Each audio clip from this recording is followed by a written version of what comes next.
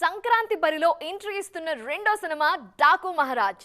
నందమూరి బాలకృష్ణ హీరోగా తెరకెక్కిన ఈ మూవీ మీద అభిమానుల్లో భారీ అంచనాలున్నాయి.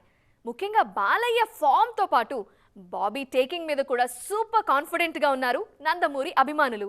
మరి ఈ అంచనాల్ని డాకు మహారాజ్ అందుకుంటారా? సంక్రాంతి బరిలో గ్రాండ్ గా ఎంట్రీ ఇస్తున్నారు నందమూరి నటసింహం బాలకృష్ణ. వరుసగా మాస్ యాక్షన్ సినిమాలతో రికార్డులు తిరగరాస్తున్న ఈ సీనియర్ హీరో మరోసారి అదే జానర్ మూవీతో ఆడియన్స్ ముందుకు వచ్చారు. బాబీ దర్శకత్వంలో తెరకెక్కుతున్న డాకు మహారాజ్ సినిమాలో డిఫరెంట్ లుక్స్ తో ఆకట్టుకుంటున్నారు.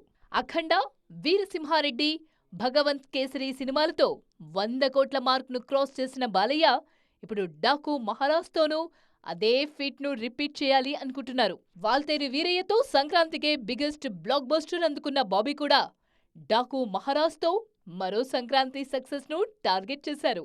ప్రీ రిలీజ్ బిజినెస్ లోనే డాకు మహారాజ్ కొత్త హైట్స్ టచ్ చేసింది.